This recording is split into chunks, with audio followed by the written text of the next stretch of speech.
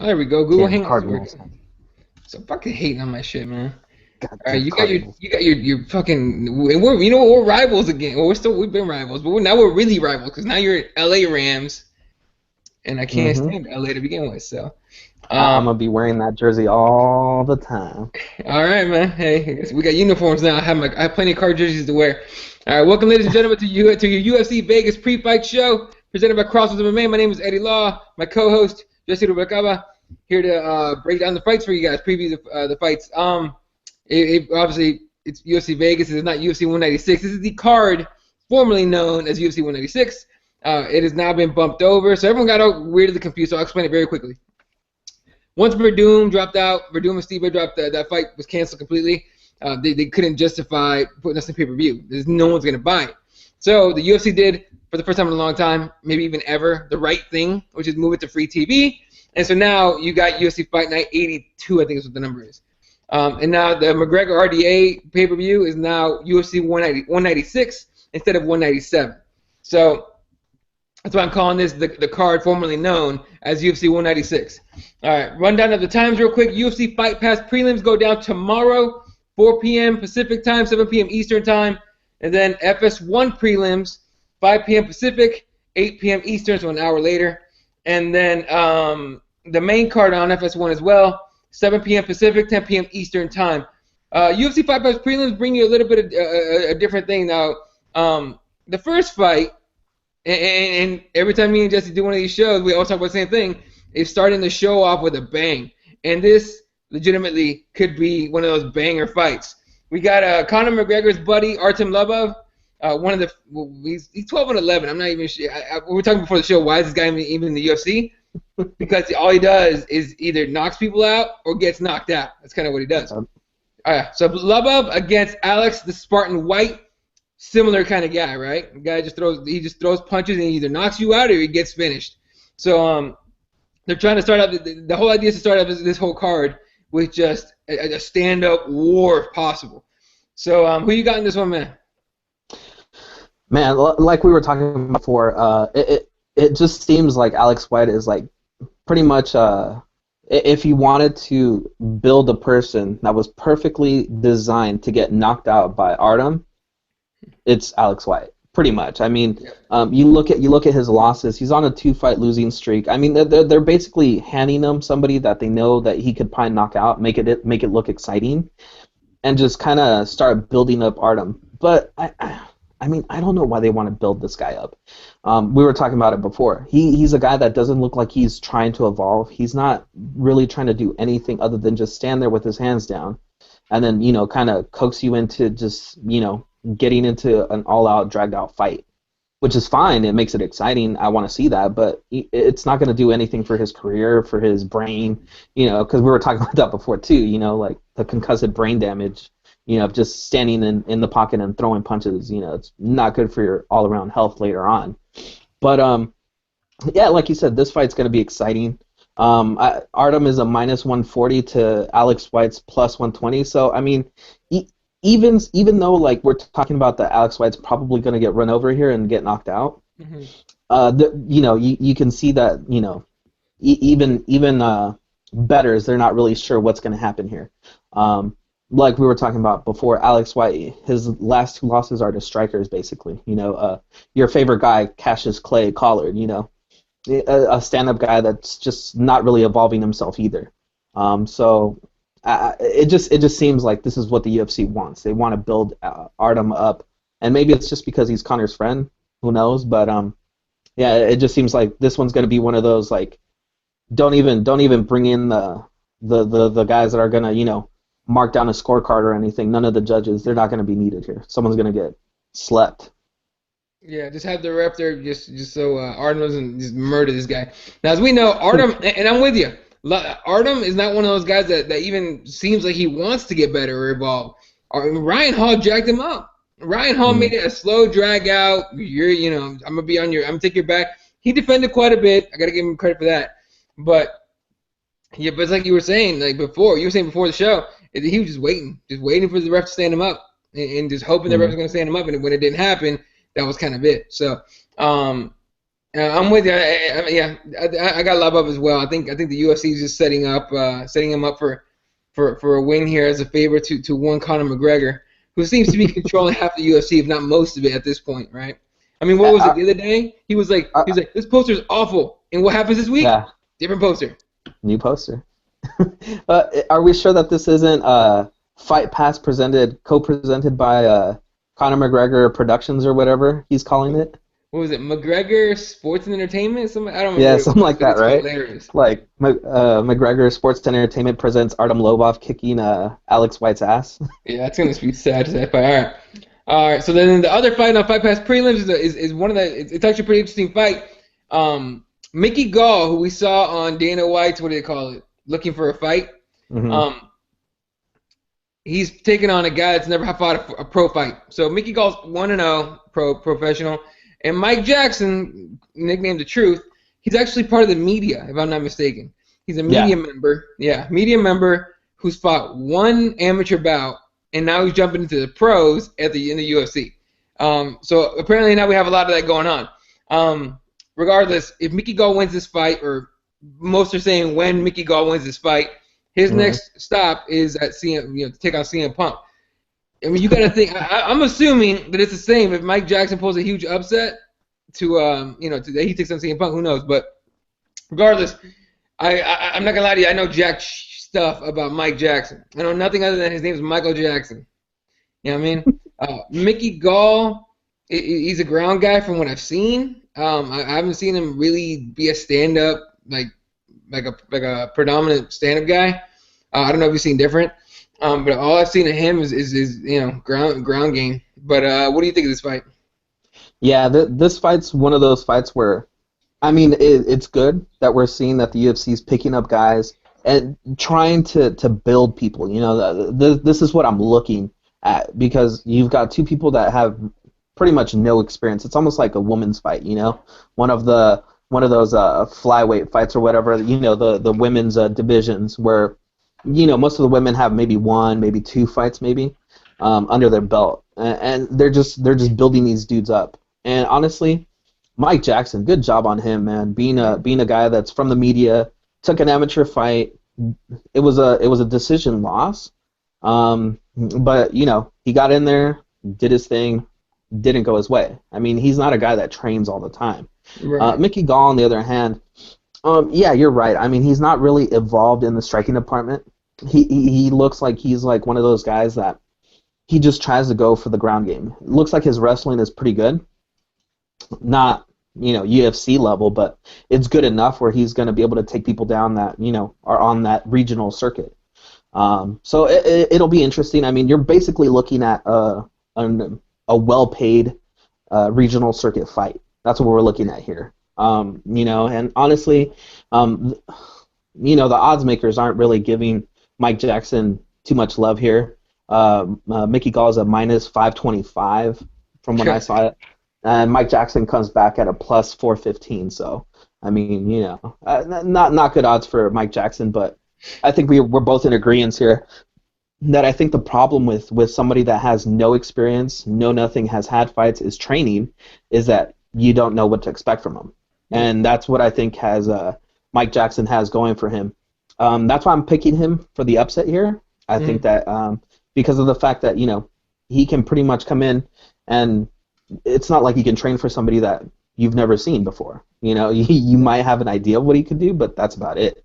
And I think Mickey Gall has a lot to chew over here. So yeah, it's a weird fight for me. So Mike Jackson for the win. He's gonna moonwalk all over Mickey Gall probably. Yeah. Look, man, I'm rooting for Mike Jackson. I'm rooting for Mike Jackson for the sole purpose that if he wins, he needs to call out Ariel Helwani for a fight. Because if there's one guy that criticizes fighters about everything, including the guy has the balls to fucking criticize technique and has never trained a day in his life, it's Helwani. So I want to see if Mike Jackson wins. I think he signed up for a free week of jiu-jitsu maybe once, maybe. Look, man, Zumba doesn't count. I don't want to hear that shit. Okay, Zumba don't count as shit. All right, I get you. He's a basketball player. Oh, so am I. And I'm not fucking running around going, oh, well, you know, Michael Jordan's jump shot could have used some work. Fuck yourself. All right, dude, dipshit. Hey, man. Again, I just want to say, if they don't give Mike Jackson and he wins this opportunity, we just got to get Don in there. We just got to put Don in there. I bet Don fight Mike Jackson, and we'll just see what happens. Yeah, exactly. If you guys don't know, Don Manos, part of the CrossBones crew, he's training. He's training hard now, like really hard. So he might do some. He might do something. You never know. He's a young guy. So it'd be nice to get him in there, see what happens. But anyway. And the good thing is that he's gonna beat his ass, and then serve him a nice meal afterwards, right? So. Yeah, dude, Don can cook from what I heard. So yeah. Anyway, all right. So again, I'm with you. Well, as far as the Mike Jackson, Mickey Gall not knowing jack squat about Mike Jackson. The thing is, what I want to know when Mike doesn't make me, what Mickey doesn't know, and what really nobody understands or knows other than Mike is is he gonna respond to pressure? How's he gonna respond to adversity? How's he gonna respond when I don't know if he's 6 feet tall. It's probably not. He might be 6 feet tall. Mickey Gall, I'm not sure. But 170 pounds of Mickey Gall comes at him, tries to take him down. How is he gonna, respond? Is he gonna freak out and freeze like Sage, or is he going to? Here we go. I'm not ditching. It's a real example, but Mickey's like 30 years old, so he's an older guy. He's been through some shit. So, is he gonna freak out and freeze and just panic, or is he gonna overcome it? So it's honestly it's to me it's the most interesting fight of the prelims. You know what I mean? Yeah. So no, definitely. Yeah, I mean, like I said, I may have called it like a regional circuit fight, but honestly, it's an interesting fight because you're going to see one of these two guys advance and do something, hopefully in their career. And, they're going to have a big platform one way or another because this one is going to be marketed as Mickey Gall is going to win and get an opportunity to fight CM Punk. So what's going to happen to Mike Jackson if he wins?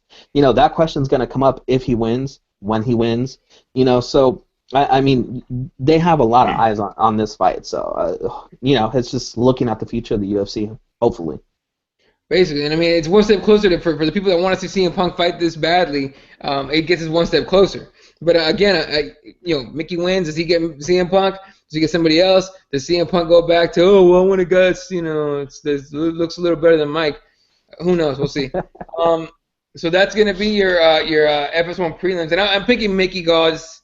Just out of experience for the most part, but believe me, I'm rooting for Mike Jackson. I'm 100% right behind Mike Jackson, hoping he wins. All right. Moving on. FS1 prelims, again, 8 p.m. Eastern, 5 p.m. Pacific time, kicked off by Noah Lahat against Diego Rivas. I'm sick of people with the nickname Pitbull. I really am. By the way, just real quick, if anyone hasn't heard, Cowboy Cerrone actually got a replacement. Now he's taking on Cowboy Oliveira. Charles Oliveira against Donald Cerrone. Crazy fight. The winner, I shit you not, it should be winner. You know what? I was talking about this fight like a year and a half ago. I'm like, you know what fight you should make? You should make these two fight. And winner keeps a nickname. Loser has to find something else. And I hope that's what happens. I hope Donald Cerrone's down for some shit like that. Either that or they should fight for their hats, cowboy hats. It's kind of like what? Mexican luchadores fighting for the mask. They should fight for hats. Yeah, that's right. Yeah, well, that's not a bad idea. Here's the thing, though. I think they're gonna play nice. I don't think they dislike each other yet. So I think they'll play nice and just at the weigh-ins be like, here, you can have my hat. Oh, you can have my hat. Whatever. But all right. So let's start out here with Noah Lahat. I think he's 2-1 in the UFC. Last two for the first fight he has against that crazy weirdo Brazilian kid, Godofredo Castro with the weird hair and honestly the baller flying knee he knocked him out with, and then a win over Steven Siler by decision. And a win over Nicholas Backstrom, the one of Alexander Gustafsson's boys, via decision as well. So he's on a 2-fight win streak, and he's taking on Diego Rivas, who's undefeated, 6-0, and honestly, kind of a pretty dangerous opponent, I think, for him. Of course, his debut fight was a decision win against Rodolfo Rufio Perez at the Shogun OSP fight event. But dude is pretty good everywhere. His stand-up's good. His submissions are better, but he could take a beating. He's shown that he could take a beating. So this is kind of a hard fight for me to pick. But I like Diego on this one. I really do. I know that is not a pushover whatsoever. But as we know, he can be caught, and I think Rivas can catch him. What you got in this one? Looking at this, you look at how. The sports bettors pick this one. They have Lahat as the favorite at -330. Diego Rivas plus 270. And I think the reason is because a lot of people are expecting Diego Rivas to really not be able to rise to the occasion, and I think that's a problem because like he said, he's already been here before, he's still, kind of flying under the radar because not many people remember his last fight. But I think the problem is that being undefeated, going into the UFC, everybody has to take a loss, man. Eventually, you're going to run into somebody, or you're going to have a bad day. You're going to have a cold or something, And I think the thing is with Noat Lahat is that he's fought the higher caliber fighters. He's been under the bright lights before. He's had the pressure of, I'm undefeated. I'm going against this guy, and he's already tasted a loss. A loss to a guy that honestly is actually not a decent fighter. He's like actually one of the best fighters out there, which is Godofredo Pepe. That guy is a beast. And the only thing that worries me is that Noat Lahat, since he's been in the UFC, he's amassed more decisions than he has in his entire career. His last two were by decision. I think the one right before he got into the UFC was also a decision. So, fighting the higher caliber people is where he's starting to run into not being able to finish them. So I think that's the only issue I have with Lahat. I'm picking him to win here. I just think that his experience and already, going through the whole pressure of being undefeated and losing, coming back and, basically becoming a better fighter is going to help him win this fight. All right. And you got Lahat in this one, right? Is what you said? Mm-hmm. All right. I'm taking Rivas just because I think Lahat could be caught. I think he does. If he doesn't, no loss for anybody. But Neo is Lahat's nickname. I didn't know that. What does he think? He's in the Matrix, or does he think he's an R&B singer? No. Neo. That Neo is N-E-Y-O. Neo is Neo from Matrix. So, if we remember correctly, Neo didn't think he was the one for most of the show, right? Or for most of the movie. Mm-hmm. But I don't know much. I didn't watch. I didn't watch all the Matrix movies, to be honest with you. All right. Moving on to the next fight. Oh, relax. You missed out on a good series. Oh, well, Matrix? Mm-hmm. Look, I'm sure I'll finish it sometime. It's on free TV all the time anyway. They don't show anything else. You just gotta watch it, man. All right. You just gotta watch it. Sit down and watch the 6-hour movie that you gotta see. It's good. I ain't got time for this shit. Anyway, next fight I'm actually pretty pumped for. Ray Borg, the Taz Mexican Devil against Justin Scoggins. Both guys are really good. God, I hate that name though. Which one? The Taz Mexican Devil. God. I like it better than the Mexicutioner. Who does that? Joey Beltran? Whoa. Come on. He fights like a gangster. He fights like a gangster. He's like an OG gangster. He has his hands up like this, and he bounces around. It's awesome. How does a guy go from 170 to heavyweight and then back? It makes no sense. Fucking. All right. Anyway, we're way off track. He laid off the tacos for a bit. Yeah. Right. He for a lot of it. That dude needs to never eat tacos again. So Ray Borg 9-1. He is 3-1 in the UFC. Lost his first fight to Dustin Ortiz by split, which, by the way, I still argue he won that fight, but whatever. And then 3 in a row. Shane Howell by a rear naked choke. Chris Kalades by Kimura, and a decision win over Gian Herrera. He gets Justin Scoggins, who to me seems like he's an underdog in every single fight. And he, even when he loses, he puts on really good performances. And he started off 2-0 in the UFC, then lost weirdly enough, lost a split to Dustin Ortiz as well. And then got a guillotine choke by John Moraga, which in a fight that he actually did pretty well in up until he got choked out. And then a decision win over Josh Sampo at UFC 187. It's it's a fun fight. And I hate calling fights that because it's like kind of a cop out. You know what I mean? But it's a fun fight. It's gonna be a fun fight. Ray Borg, both guys are good. Justin's better on the feet, I think, than as far as like who's better where. I think Ray Borg's better on the ground. But what do you think on this fight, man? Man, it's the Taz Mexican Devil. It's the proper name, because what's going to happen here is both of these guys are going to get in there and they're just going to throw down. It's going to be awesome. I mean, if you listen to a lot of the really, really like passionate fight fans, fight analysts, they're all like excited to see this fight. Mm-hmm. They don't even talk about, like, if you ask a lot of people, you know, a lot of fight fans, a lot of them won't even mention any of the main card fights. They're just talking about Ray Borg, Justin Scoggins, and for a good reason, because both of these guys match up really well. Ray Borg is the favorite here at a -270, but I'm actually picking Justin Scoggins here. I think because of what you said, because of his striking, how much cleaner it is, I think he's going to be able to actually touch up Ray Borg and put him away. I'm picking him as a TKO. He comes as a +230 underdog. So, I mean, and plus, he's on a, what is it, 1-3 in his last, 1-2 in his last 3. So he's not looking too good in the eyes of the UFC. So he's got to come in here and really perform and win, you know. Ray Borg, on the other hand, like you said, I mean, he's almost on a 4-fight win streak, you know. So it's kind of weird for me that they put him so low on the card, with pretty much how well he's looked in the UFC and how exciting he is. I think they should have featured him much higher.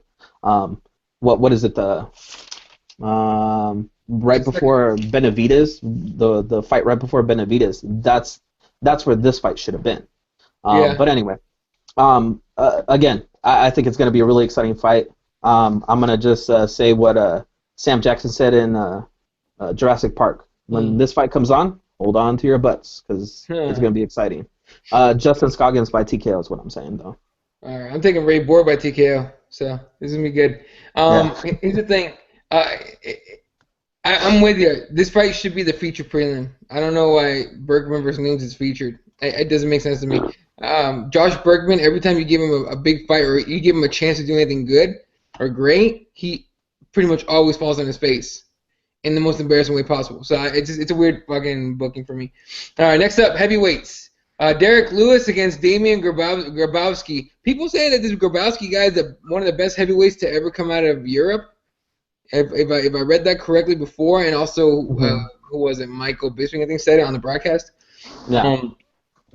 They're saying that he's one of the best heavyweights to come out. I'm kind of surprised that he hasn't tested any positive for anything. He's a massive human being, but he kind of looks like a heavyweight. Unlike the 205er that's gonna murder Alex Nicholson, that guy doesn't look natural at all. You definitely should test that dude. But is that where the eye test comes into play? Like, yeah, that guy. No, I call that the no shit test. Like, that's some shit. You need to check that guy right now. Like, they should have been like, the guy weighing him should have been like, no, step up on the scale. Someone takes this fucker's blood. What's going on here? This isn't real. You know what I mean? This isn't human. Anyway, Damian Grabowski, Sherdog has him as 20-2. And let me make sure this with UFC has him as 22 as well. Derek Lewis, 13-4 with 1 no contest. Grabowski he hits like a Mack truck from what I've read. But he's a ground guy, if you can believe it. He's a ground guy. He's heavy on top, and here's what I like about him. He's a big guy that goes for submissions. He tries to finish you. He really, really, really likes to take your arm. Kimura, armbar. He likes to rear naked chokes, but it's all upper body stuff. I don't think I saw any leg locks or any heel hooks or anything on his record. Meanwhile, Derek Lewis, we know what Derek Lewis does. He wants a one-hitter quitter. That's what he wants. Every fight he does, he throws to kill. That Victor Pesta fight, he went at UFC 192 via TKO. He smashed him a little bit. He did get hook kicked against Sean Jordan, right? Yeah, I think it was Sean Jordan. Which is fucking hilarious. And then wait, was it Sean Jordan? Yeah, because Michio knocked him out with a punch. Oh, okay. Yeah, but Michio knocked him out with a punch. So Derek Lewis is kind of going in there to see, I guess, measure where Damian's at, because Damian, I believe, is his UFC debut, coming over from M1 Challenge. Another reason why I think he should be tested, whatever. And last spot November 25th, 2014. So that was an arm triangle choke. The way I see it, unless Derek Lewis hits him early and knocks him out, that dude's screwed. It's going to be a submission win for Mr. Grabowski. I really do think so. What you got on this one? Yeah, I mean, it's hard. It's hard to see how Derek Lewis is going to win this fight. But digging deep and looking into his past here, Derek Lewis is no slouch on defending takedowns, on beating people that are good at trying to take him down and beat him on the ground. He has a win over Jared Rosholt. a guy that's really decorated in his wrestling, really, really, coming out of that, what is it, that fight camp that Johnny Hendricks left. But yeah, I mean, it's weird to me that for a UFC debut, to be a favorite and have so much hype behind you. Of course, Mickey Gall over there, he's got hype because he's fighting a guy who's 0-0, no pro fights.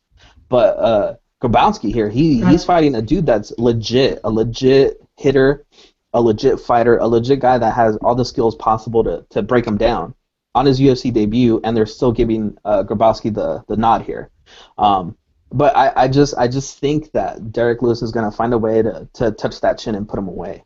I see it as a TKO, and I'm going out on a limb and saying that because, I mean, both of these guys are going to throw and someone's going to sleep. I mean, they better have that stretcher ready for somebody.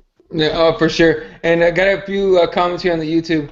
Let me pull them up.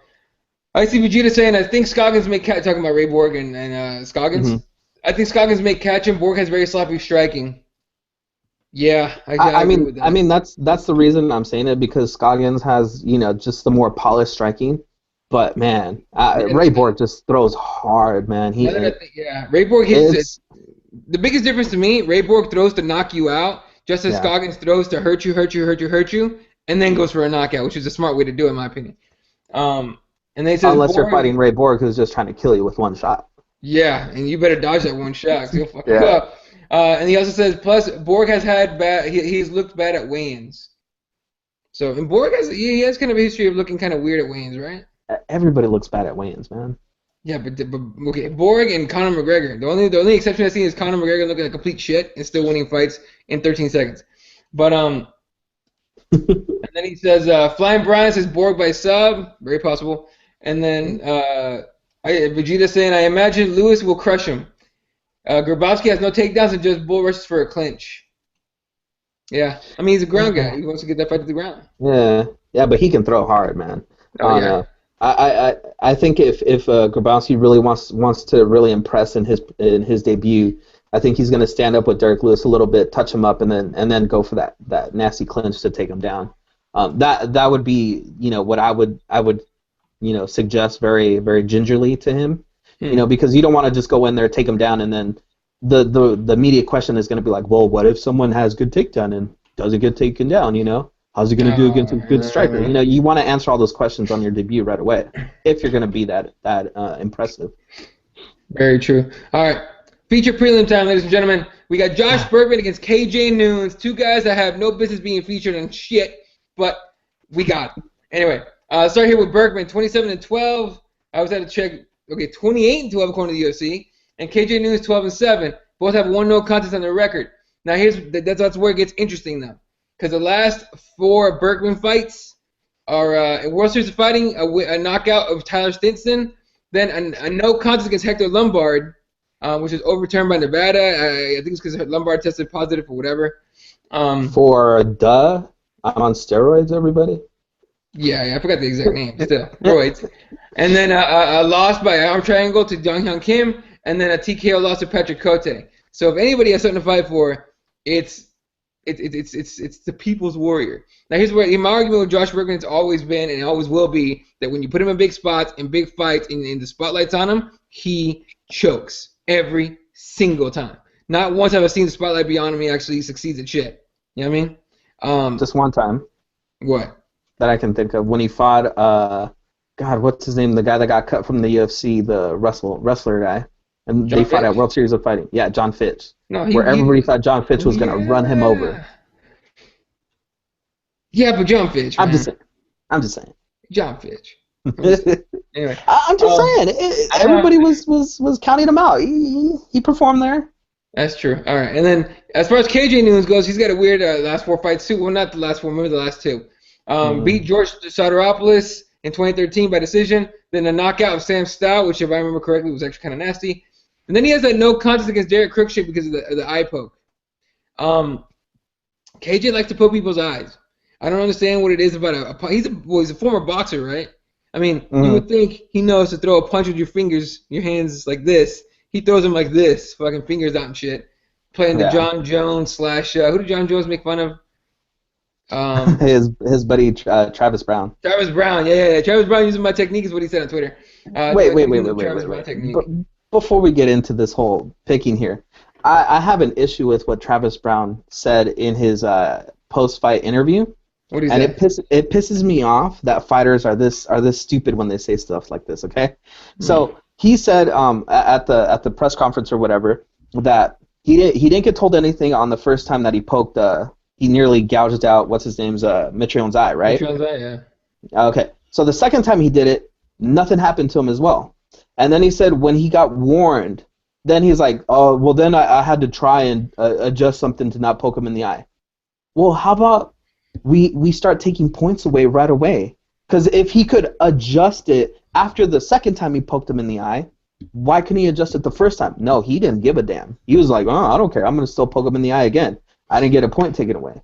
See, it's those things that piss me off.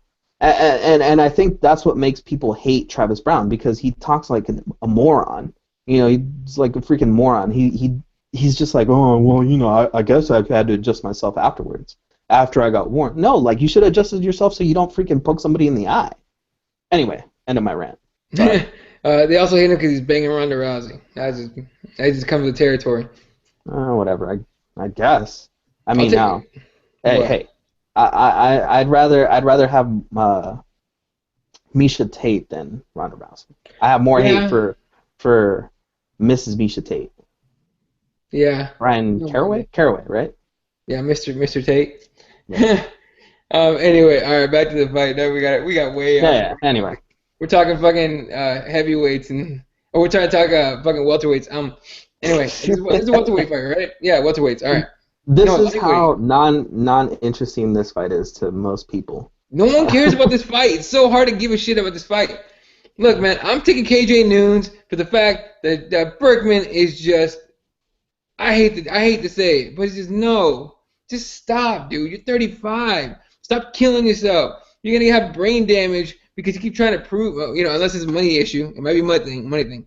But he's been trying to get back in the UFC and do all this other stuff and talking about how he's gonna win. He's a people's warrior, trying to get people's side and all that. You just can't win, man. He loses this, first of all, he's done in the UFC, right? Yep. But I'm thinking he needs to retire if he loses this fight.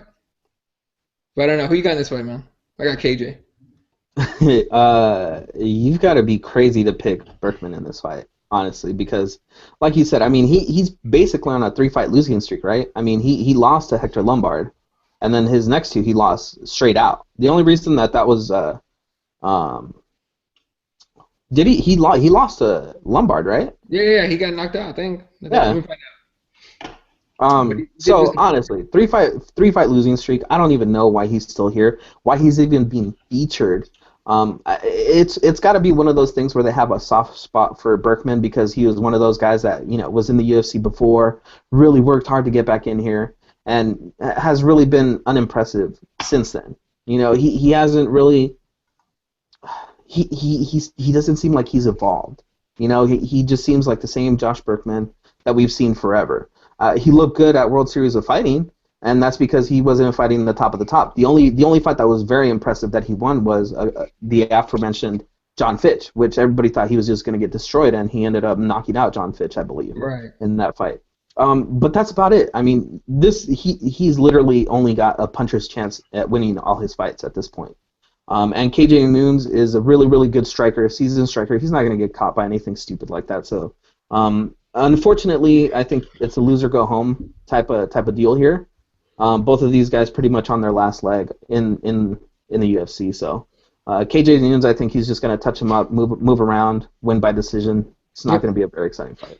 Yeah, look, Berkman doesn't get knocked out by KJ Noons because Berkman has a chin. If you saw against Hector Lombard, by the way, Lombard beat him by decision. And Lombard, he only tagged him real hard a few times. When he realized that Berkman's chin is just rock solid, he could take a shot. And that was a juiced up Hector Lombard. Couldn't knock out Berkman. So I give Berkman that credit. He can take a beating, but he can't dish one out. It just doesn't happen. Mm-hmm. So, unfortunately for Josh Berkman, I'm thinking it's over for him. I think definitely called a UFC run, but I think it's career what over. else does he have to prove? You know, you got back into the big show. You accomplished what you wanted. Maybe he's looking for that one win in the UFC, but man, it ain't coming. Yeah, it's hard. It's hard to imagine it's coming. All right. So that's your FS1 prelims. Again, that starts 8 p.m. Eastern, 5 p.m. Pacific time. Moving on to the main card, a 6-fight main card now that it's free TV. It was 5, not 6, obviously, because when I was on pay-per-view. FS1 main card, 7 p.m. Pacific time, 10 p.m. Eastern time. Kicked off by what I think is going to be a pretty interesting fight as well, especially at 170. It's starting to get stacked with contenders at this point. Mike Pyle against Sean Spencer.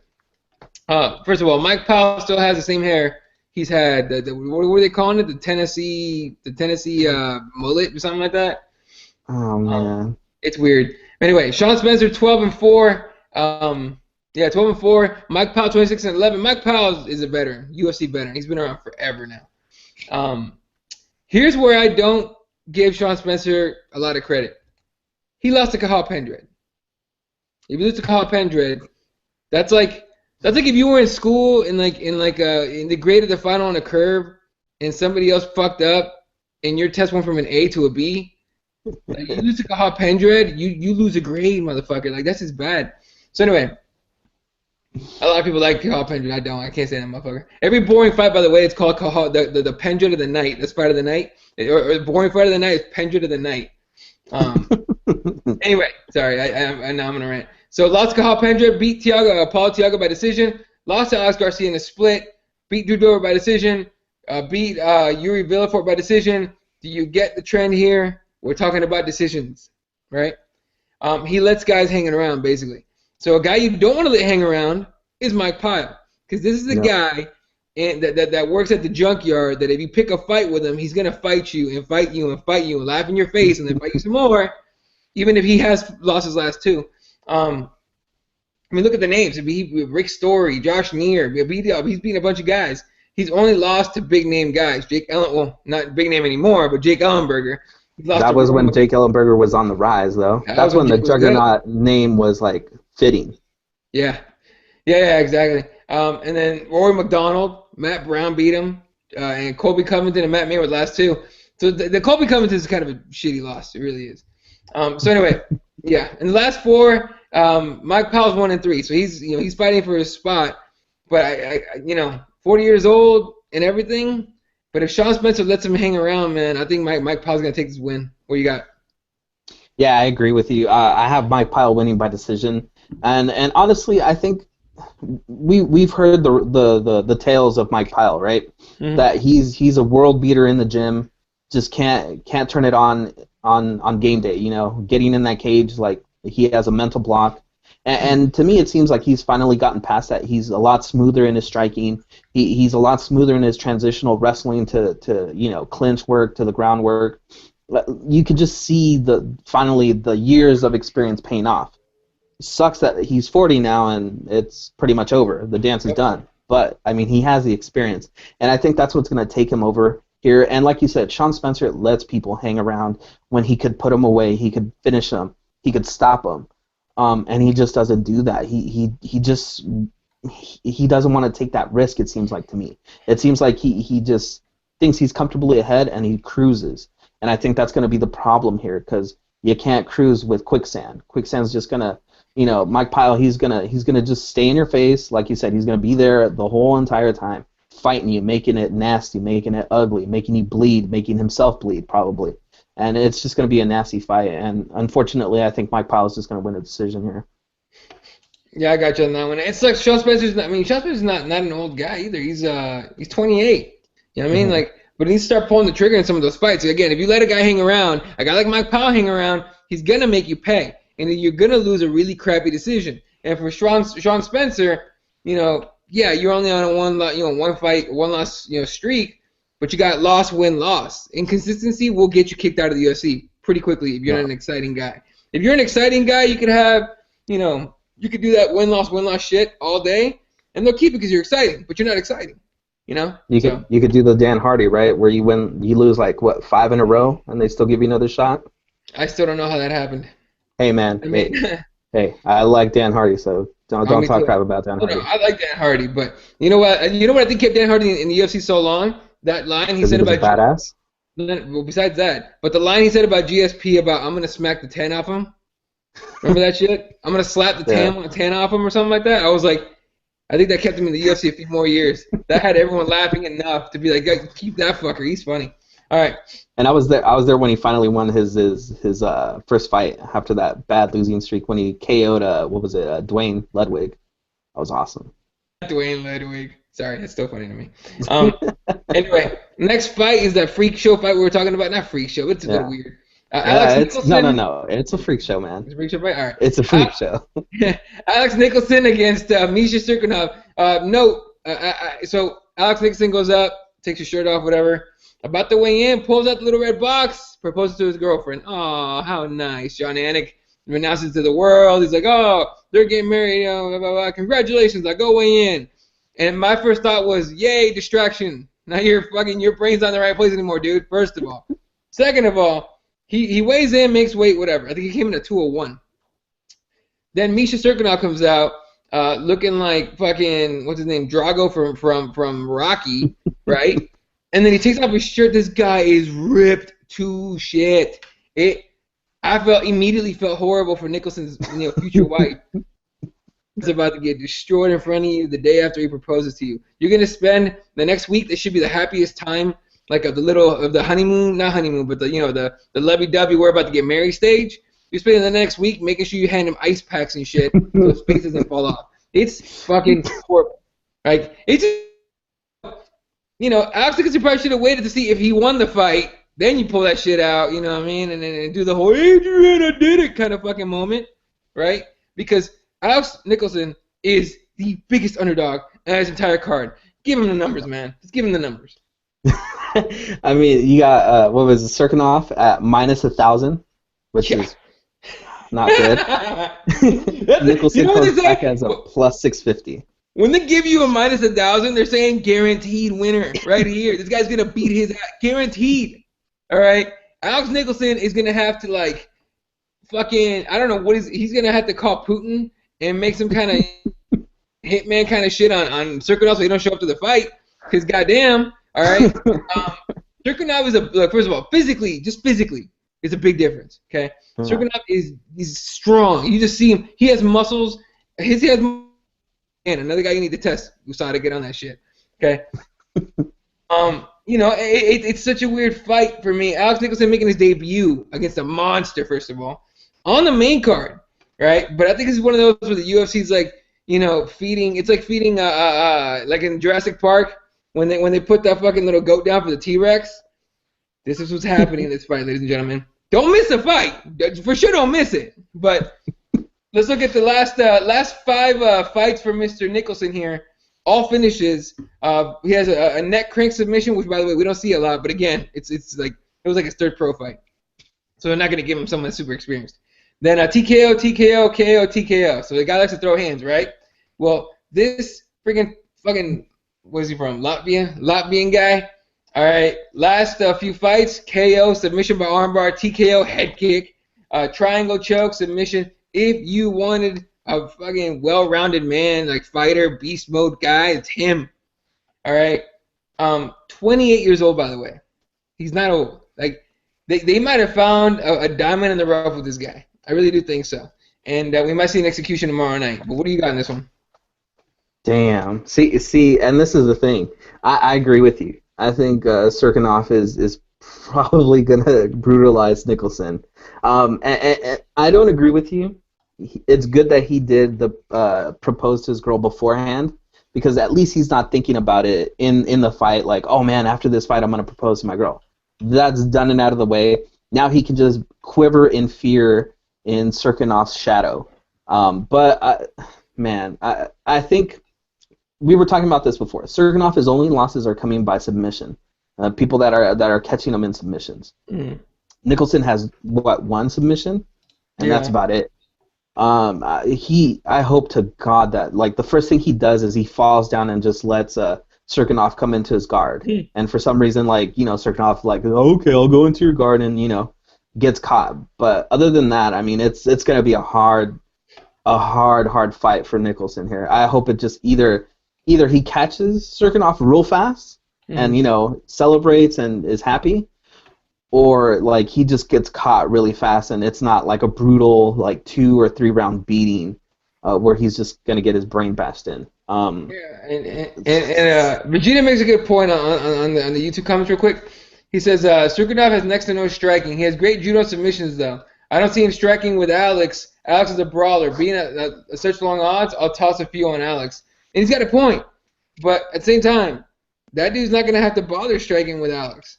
He's not going to have to. He can take him down probably whenever he wants to. It doesn't take very much to take a guy like Alex Nicholson down. You know what I mean? Yeah. Just, especially when you have that much.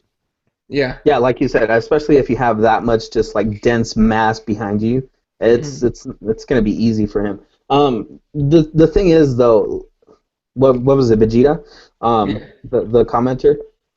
I have Nicholson on one of my parlay picks for you guys later, as one of those long shot bets to win here. So if you're willing to risk a couple bucks here, there's 3 picks here on the fight card that if they hit, they're underdogs. If they hit, man, send me some money my way. Yeah, for sure. All right, so that's that fight right there. Honestly, it's a weird fight. I call it a circus fight, but in all seriousness, it really I think Misha Serkinov, maybe he shows improved striking, who knows? But he's training at Extreme Couture, so I'm assuming it's gonna be mostly ground game type of stuff. But if he gets any kind of striking behind him, we can see another big name at 205, as long as he doesn't pop hot for something stupid. All right, moving on, which is possible. All right, moving on to the flyweights. Number 1, Joseph Benavidez against number 8, Zach Makovsky. Fun size. Yeah, fun size comes in at 19-6. Benavidez 23-4. Let's start off with Mr. Makovsky. Last fight was in May at UFC 187. A decision loss to John Dodson. Honestly, I think people that can make John Dodson last the entire fight, even if it's just 3 rounds, are pretty tough people, like pretty tough dudes. So Makovsky's he's not a pushover. But in fact, every single one of his UFC fights got a decision. All right, and that happens a lot at 125. It's obvious, right? But his wins are against Tim Elliott, Josh Sample, and Scott Jorgensen. So it's look. I'll tell you what, he's up against something. Because look at Joseph Benavidez' last ton of fights. Okay, never mind. Let's go with this. Okay, I'll name off the people he lost against. Okay, Demetrius Johnson twice. Dominic Cruz twice. That's it. That's it. He's lost to 2 of the baddest motherfuckers to ever be in the lightweights ever. Okay? The guys who beat Ali Bagatina, PED user. John Moraga, John Moraga can't go up to that level at this point. Dustin Ortiz, Tim Elliott, Julio Da Silva, Ian McCall, Eddie Wineland, Miguel Torres back when he was still fighting in the UFC. WEC. Poor Miguel Torres. Look, man, you know what was pretty funny is I saw today on YouTube somewhere the reason Miguel Torres got cut from the UFC was for making a rape joke on Twitter. Yeah. Yeah, I forgot all about that. I was like, oh shit, because I saw the tweet and I thought it was a little bit funny, and then I was like, you probably shouldn't tweet that though if you're gonna be a UFC fighter. Literally the next day he got cut. It had something to do with the van, right, or something like that. Yeah. If a rape van said adventure van, no, dangerous van. Forgot whatever it was. Some stupid, but regardless, the joke is stupid. And Dana White saw it and he was like, yeah, you're out. Cut his ass. Anyway, so what my point here is, I think Makovsky's way over his head. Joseph Benavidez is just on a higher level. But here's the thing, to where at welterweight and maybe lightweight, like the difference between guys is like this much. At 125, my opinion, the difference between Demetrius Johnson's by himself. The gap between him and number 1 is about this big, right? But the gap between number 1 and the rest of them is like this big. It's a giant gap. So again, 125 is a starving division in my opinion, which is why you're going to see Henry Cejudo fight Demetrius Johnson at some point soon, when he really shouldn't be fighting him anytime soon. He's not ready, in my opinion. But regardless, taking Benavidez here, decision probably, because Makovsky's a tough motherfucker. Who you got in this one? Unfortunately, I think I agree with you, Joseph Benavidez, and pretty much my only reason for him winning this fight, and I think he's gonna actually TKO Makovsky, I think is because of the better competition, like you mentioned. His four losses are to two people that you could pretty much say are the best ever. You know, number one, number two, pound for pound, best ever. Oh, Dominic and by the way, Cruz. both current champs.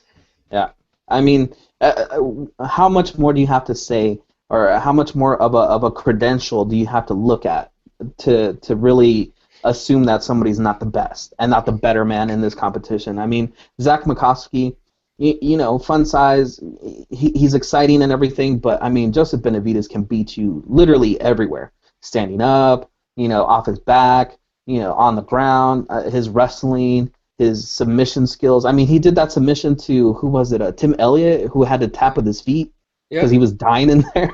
Yeah, he was slapping his feet on the ground. And I'm like, I remember watching. I was like, is he tapping? He's got it. That's a tap, right? And we're sitting there, and he kept slapping his feet. And I'm like, that's a fucking tap. That's a panic tap. Holy shit! Like, I was impressed as hell by the way about that. But yeah, sorry. Yeah, he was like, I'm gonna die, dude. He's gonna squeeze my head off. Yeah, that was the I'm gonna die. Stop this shit right now. Fucking tap. It's crazy. Yeah, I mean, you just look at how much better he is than all of his competition, and how easily, honestly, in the last fight that he had against the champ DJ, he got dispatched. Mm-hmm. You know, like you said, that disparity between these guys is so much, and I think it's going to be pretty evident at this point. I think he's just going to run through Zach Makovsky, and like I said, I think he's going to TKO him here. All right, so you got him by TKO. I got Benavidez by decision. And honestly, Makovsky is one of those guys. He's fun size. He's a fun guy. I like watching him. He's got guts, man. But he's yeah, and I mean, yeah, and the odds makers, Joseph Benavidez as the favorite minus 450, Zach Makovsky plus 360. I mean, even they're not giving him too much of a shot here. So yeah, they're giving him the puncher's chance, like I said earlier. All right, moving on to the next fight here. We go to light heavyweight, OSP, Ovin St. Preux, number 6 light heavyweight, against number 13, Rafael Cavalcante, otherwise known as Rafael Feijão. Feijão's a name at this point, and you tell me if you agree. He's kind of a name, and that's kind of all he's got, in my opinion. The no contest against Mike Kyle back in 2012, you can basically chalk it up as a loss. Lost to Thiago Silva in knockout in 2013. Has a win over Igor Pokrajak. Thank you. Pokrajak. You should be fucking saying these names. I don't know anything about this shit. And he also has a win over Yoel Romero. So. Oh yeah, back in the day though. Oh, is it? Yeah, you're right. You're right. Strikeforce. You're right. That knockout. Okay, so knockout. But he has losses to Ryan Bader, Patrick Cummins, Thiago Silva, Dan Henderson. I can understand. Mike Kyle basically lost to him twice. You get where I'm going with this. He's basically kind of a name at this point. He's kind of living off those big wins, that big win against Yoel and King Mo from Strikeforce. You know what I mean? Mm-hmm. In my opinion. Now, he's facing a guy in Ovin St. Preux who's 32 years old. He's not old. He's not young. For OSP, by the way, now is the time. If you're going to do something in this, especially in a division like 205 where the King's about to return, all right, right the fuck now is the time. You start making, like, tomorrow night for him is huge. Like, no one's talking about this fight. And to me, it makes no sense.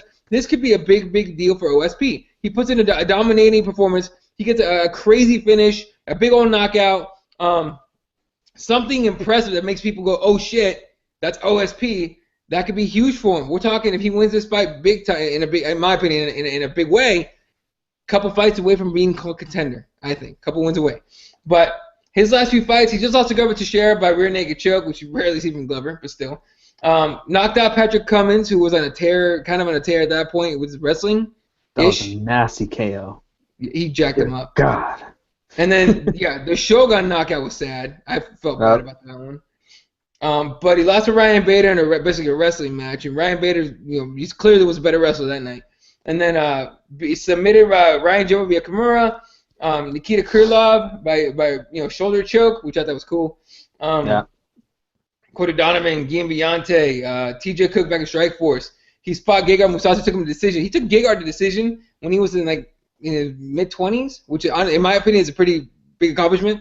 If you take Gegard that far. So, I mean, look, OSP, the time for him is now, and I think he takes this fight as well. I think it's and honestly, it's to me, it's more kind of like his time is now. It's his time to do something, and I think Feijai's kind of done. And Feijai clearly doesn't do good against wrestlers. You know what I mean?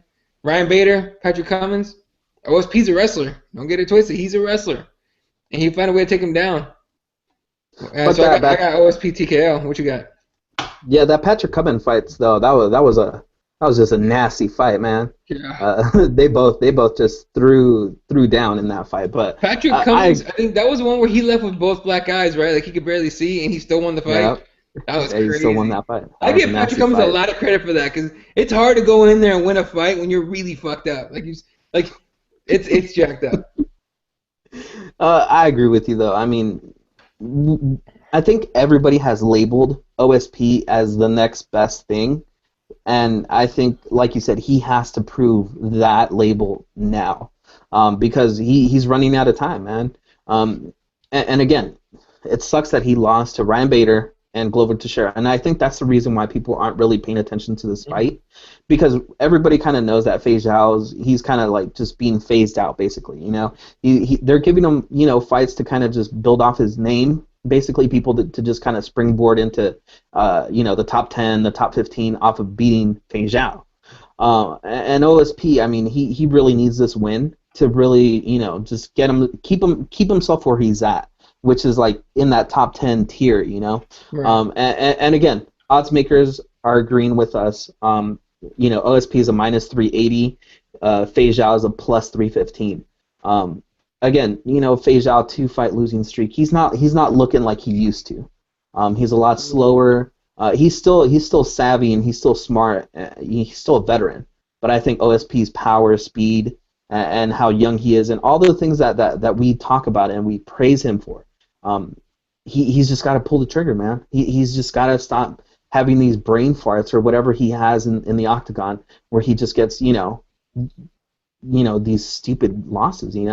Like you said, Ryan Bader. I mean, Ryan Bader's just a good tactician when he went up against OSP, which is what he was not when he fought AJ. That was the stupidest idea I've ever seen in my entire life. And I like Ryan Bader. I mean, I really wanted Ryan Bader to win, but that was not the way to win, man. He needed to trust his striking a little bit more, mix it up a little bit, and then go for a takedown instead of having that death roll like for holding on to that Kimura and all that stuff for dear life. Dude, I mean, it was just sad, man. It really pissed me off because he's a much better fighter than what he showed. And beating OSP to me was really impressive from Ryan Bader because, OSP, great wrestler, great striker, athletic, and he still, he put him down. He just shut him down. So, pretty much just repeating what you said. He's got to prove this label is correct, and he's got to do it now. Yeah, and a comment here from Vegeta on YouTube saying, is a win over Feijai that impressive these days? Dude has looked deflated and weak since he got busted for roids. He looks 10 years older and gasses in a minute. I expect OSP to run over him. And it's true. Feijai got busted in 2012. In fact, that was a Mike Kyle fight. He beat Mike Kyle. That got overturned by California. And, because it was Strikeforce. That got overturned by California. And Vegeta's right. He's been looking slower and flabbier ever since.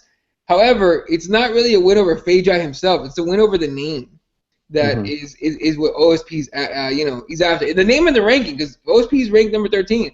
Feijai's ranked number 13. OSP's number 6, but it's still beating a ranked opponent, and that's pretty big regardless, right? Unless you're number 2 and you're fighting number 16 or 15, whatever, then it makes no sense, right? But 6 and 13 is still close enough, I think. But plus the fact that if OSP loses this fight, I mean, with all the things we're talking bad about Feijai, that's going to look even worse for OSP because how do you lose to that guy? Yeah, he's ranked and all that stuff, but that's going to be a loss that I don't think he could recover from. So yeah, he definitely has to just go in there and just beat him soundly and definitively and put a stamp on it. It's got to be convincing. Otherwise, it's it'll just look. I'll tell you what. If it goes decision and OSP wins, it'll just be like, that happened. That's kind of what the feel is going to be. All right, moving on. Co-main event of the evening in the heavyweight division, number 11, Roy Nelson, Big Country taking on the Big Show, number 12, Jared Rosholt. This was supposed to be the spot for Hendricks Thompson in the co-main, but again, Verdum and Stipe, that fight was canceled. And Marcos Velasquez went out, had back surgery, successful apparently, so he's doing good. But Verdum with the my feet hurt, my back hurt, I can't fight, my back hurt, and all that stupid shit he did. I'm sure they're legit. But don't get it twisted. The reason that fight was canceled was not really because he was injured. It was because it wasn't going to attract too many people with Stipe in there. Just being real. As a businessman, yeah, that makes sense, man. Because that Stipe fight is just too dangerous for him to take on short notice and lose money on it, probably. So. Yeah, he loses money. It's dangerous fight to take on a guy who didn't train for it at all. It's different. He's different. He's pretty different from Kane, I think. Less cardio, a little bit of a harder hitter. Heavy hitter. Yeah. No, so. Yeah. So anyway, I don't. The only reason I was annoyed with Verdum for pulling out of the fight after talking all that shit about excuses, and then he gives out excuses. Like, don't be a hypocrite. You know what I mean? If you're gonna say something, stand by it.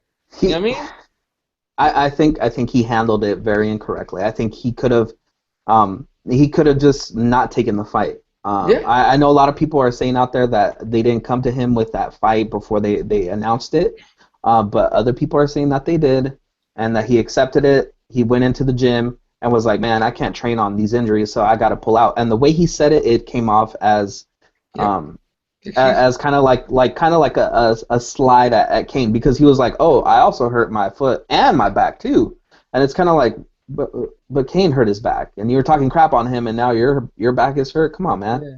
And he's like, "Oh, I don't need surgery. I'll be back in 2 to 3 months." It just came out wrong. You know, so. Verdum should just shut the hell up. And I keep saying, just tell Verdum to shut up. He's still talking too. I don't know. He came out with some bullshit the other day, trying to show up the fans. I'm like, no, dude, shut up. Just stop talking. Like, and he makes that face. I don't mind the face. I think the face is hilarious. I don't know how to do it, but I think it's hilarious. But I honestly like when he does the face. Even when he did it against the press conference. Yeah. After beating Kane, he still did it. I was pissed off, and I still laughed about it. I thought it was great. When he destroyed Kane, you mean? He finished him, goddammit. We know this, all right? Fuck. Let it go, man. You like that guy that played quarterback in high school. Just can't let go of the glory days. Al Bundy. Oh yeah. There you go. Yeah. Okay. All right. Roy Nelson. Mike Jarve says his fake concussion claim is worse than Sage's strep throat claim. Oh, come on, poor. I don't believe that Verdum had a concussion whatsoever. But. Oh no, I'm saying poor Sage. Why they gotta bring in Nick's boyfriend in this, man? Come on. And Vegeta says, yeah, he got hurt magically 2 days after Stipe was announced. No, it was the day after. And although Stipe ducked Rothwell in Ireland too. That one I didn't understand. What happened to Stipe in that? Do you remember that? He said that he hurt his back. And then he got a fight booked before Ben Rothwell, which was crappy. Yeah, somehow he pulled out, and then he got rewarded with a better fight. Yeah, the UFC sucks sometimes. Well, you know what? McGregor's changed the game. Apparently, you can just pull out of whatever fight you want to and get a better one. So it's weird. Anyway, Mike goes, "It's the truth, Jesse. His fake concussion claim is bullshit." Anyway, all right, yeah, you're right. Rosholt. Jerry Rosholt, 29 years old, coming in at 14-2. Roy Nelson, a little older, coming in at 21-12. Very different, I guess, current fights for these guys, or recent fights. Rosholt on a 3-fight win streak. Excuse me. TKO Josh Copeland, and the decision wins over Timothy Johnson and Stephen Struve.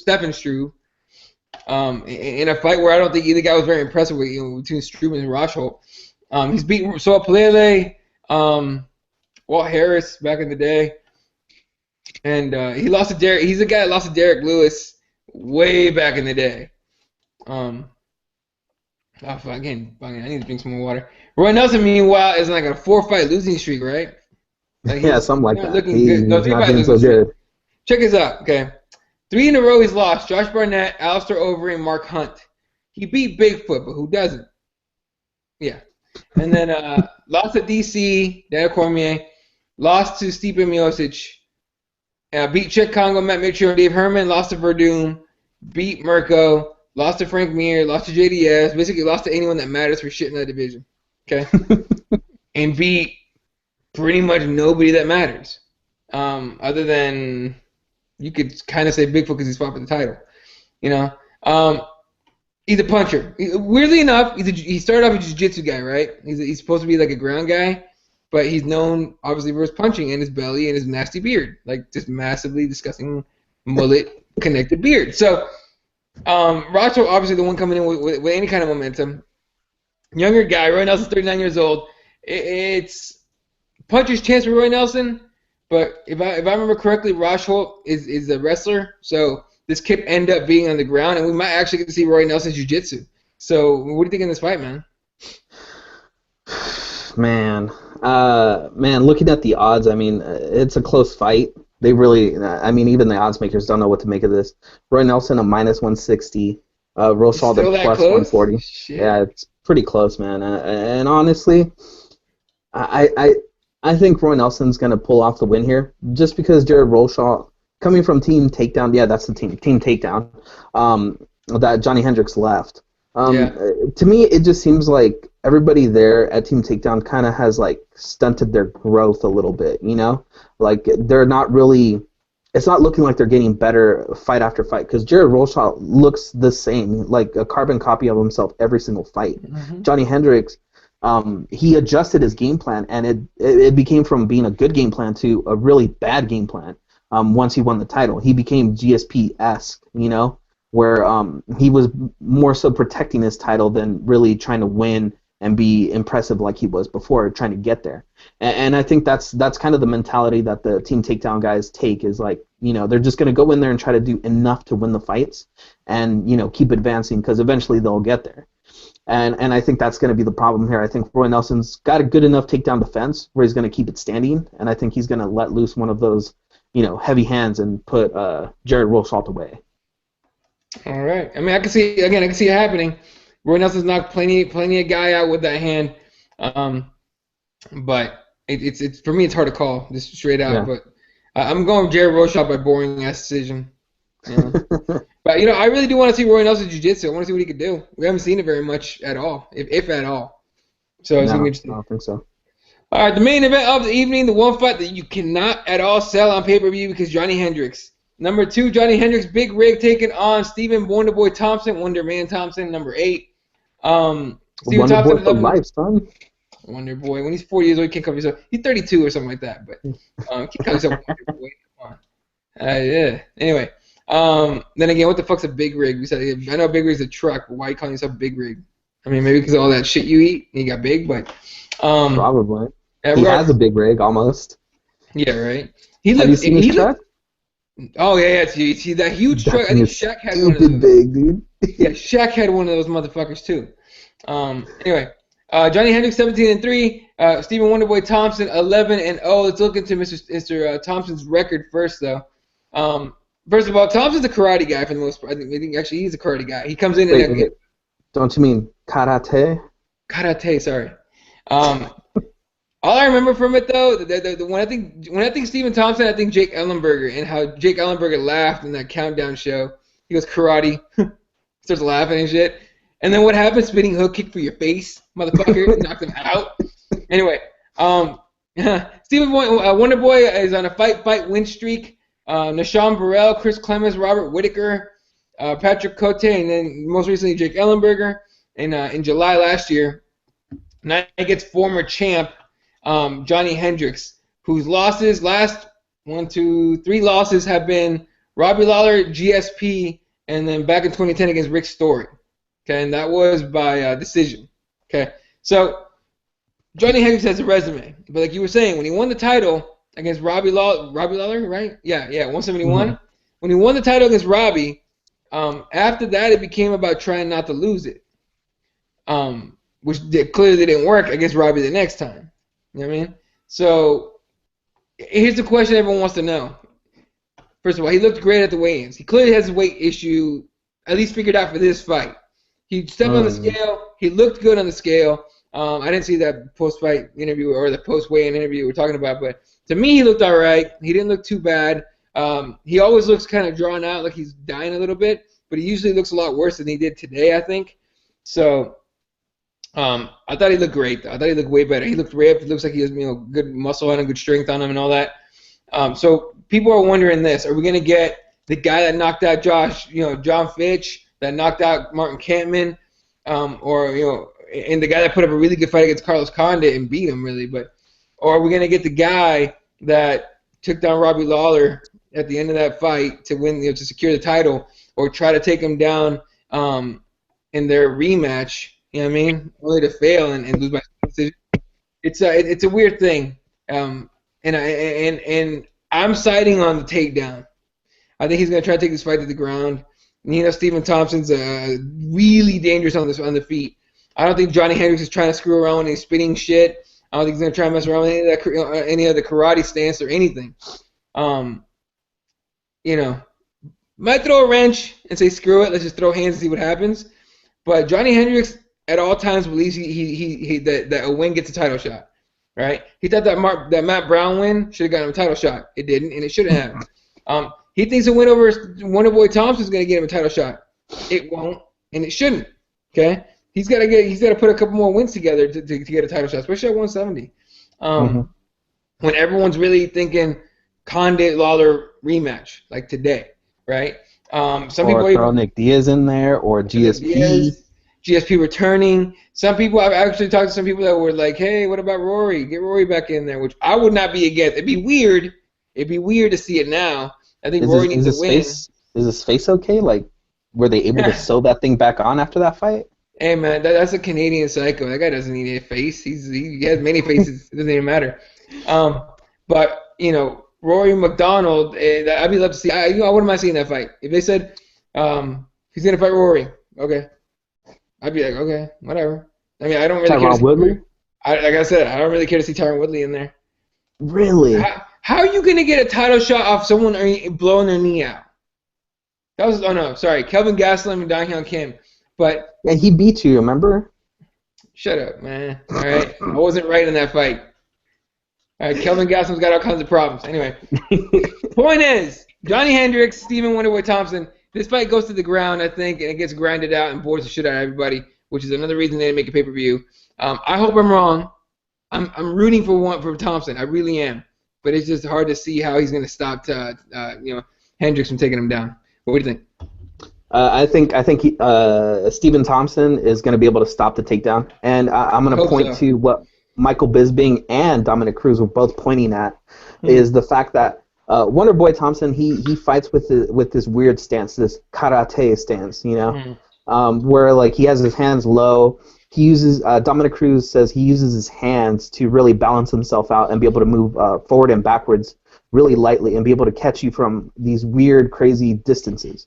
With those kicks, he's able to cover great distances, and his hands are already low. So when Johnny goes for the takedown, the underhook is going to be right there to stop that. He's also going to be able to utilize his knees and all that stuff.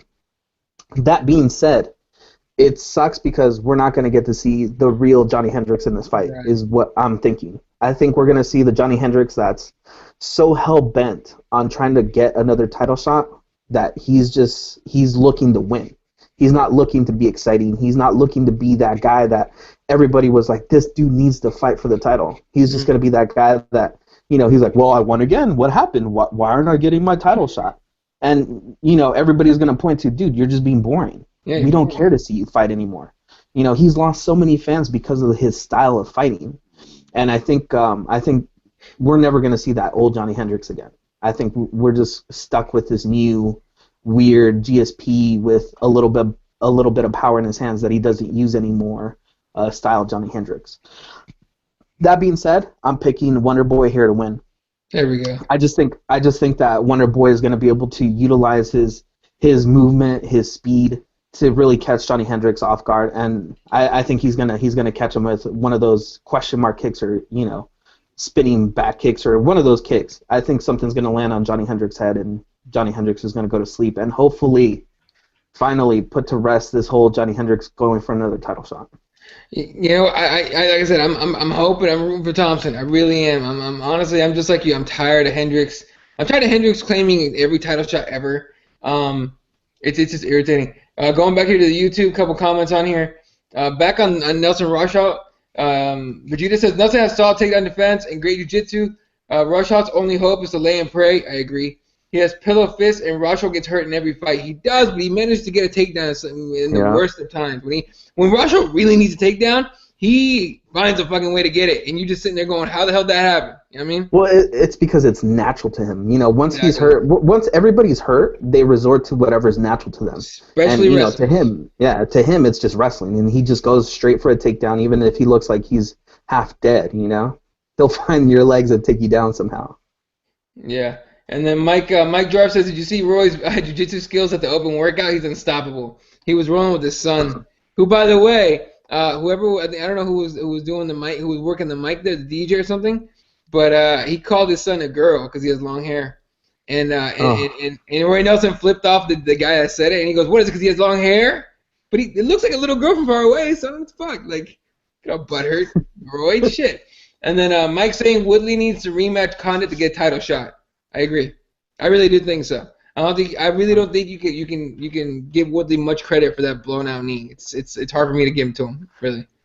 I think Woodley is going to be the Ryan Bader of the 170 division, where he's amassed enough wins to be able to warrant a title shot, but he's just going to get screwed out. He's going to get somebody that's going to beat him, and he's not going to get that title shot. Yeah. Unfortunately for him. All right. Well, that's going to do it for us, ladies and gentlemen. Again, the times for tomorrow's event: UFC Fight Pass prelims, 4 p.m. Eastern, 7 p.m. Pacific time. 4 p.m. Pacific, 7 p.m. Eastern time. You got Gall Jackson and Lubov against White on that one. FS1 prelims, 5 p.m. Pacific, 8 p.m. Eastern. Laha against Rivas, Borg against Scoggins, Lou against Bukowski, and Berkman against Nunes. And the main card on FS1 as well, 7 p.m. Pacific time, 10 p.m. Eastern. Kyle Spencer, Surkanov Nicholson, the circus fight. It's going to be kind of weird. Benavidez Makovsky, the freak show fight, that's what we call it. Benavidez Makovsky, OSP against Beijao, Nelson Rosholt, and of course Hendricks versus Thompson. So, enjoy it. It's going to be great. Just looking ahead at the schedule here, I always like to do this at the end of the show, especially shows like these. So, obviously, tomorrow, UFC Fight Night 82, whatever they numbered it. No UFC next weekend, but Sunday, February 21st, we get Cowboy vs. Cowboys, we're legit. The 27th on Fight Pass, we get time out real quick. On the February 21st, Cowboy vs. Cowboys, a Sunday fight. Oh, that's right. It's a Sunday card. Don't know why. Out of Pittsburgh. Then Fight Night in London, February 27th. Silva versus Bisping. And then, of course, UFC 196 is March 5th. The Sanders McGregor, and then Hunt Mir, and then and then they've actually they did schedule Belfort vs. Jacare in May 14th, so that's gonna be an interesting fight. But our boy GG's calling fights. I think you said tomorrow after the event. Why don't you tell the people about that? Oh yeah. It's basically if you didn't get enough fights, or if some of the fights sucked. Switch over to World Series of Fighting Global Championship. It's Global Championship 2. It's coming at you from Tokyo, Japan.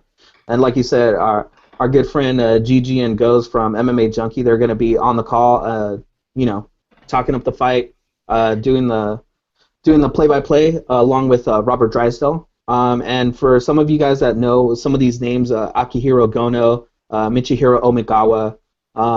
But the most interesting part for all you guys is tune in. You download an app. I think it's called like Shout, and you could win a Ducati, tickets to a future event overseas, a bunch of different prizes. So, support GG, win yourself a motorcycle, have some fun. Yeah, win yourself a motorcycle that can kill you. All right, I've ridden a Ducati. I have a couple rich friends. They had it, and I was like, here's the thing. I've ridden. Like the little weak Yamaha, not Yamahas, Yamaha little motorcycles. They're not great, little crotch rockets, whatever. And I was like, whatever, it's not a problem, right? I rode a Ducati one time and scared the shit out of me. All right, I was just like, okay, I quit motorcycles. I don't want to die. But regardless, again, it's MMA. If you love it, go for it. GG's calling. Have you seen him on MMA Junkie? Dude knows his stuff. Robert Drysdale's calling the fights. They're giving stuff away. So if you're still awake after tomorrow night's event, if Hendricks didn't put you to sleep, you can definitely tune into this stuff. Yeah, and watch some MMA. Enjoy yourself. Maybe win a couple things, and learn something a little bit about MMA, and I think it's in Japan. So yeah, MMA, and for all you bettors out there, because I forgot the last time, I'm gonna give you guys two little parlays here to hopefully win you some money. And if you win some money, send some my way. Whatever. The first one, both of these bets are for $10. They're three-way parlays. The first one is Thompson, Mike Pyle, and KJ Noons. $10 will net you $159. And then if you want to go crazy and you feel just like being a gambler, I suggest you take Jackson, Nicholson, and Thompson. Those $10 will net you a beautiful $1,148. So if you feel like gambling, you feel like throwing away $10 you might never see again, go for that big one. Hey, you never know. It's $10. You could do it. Whatever.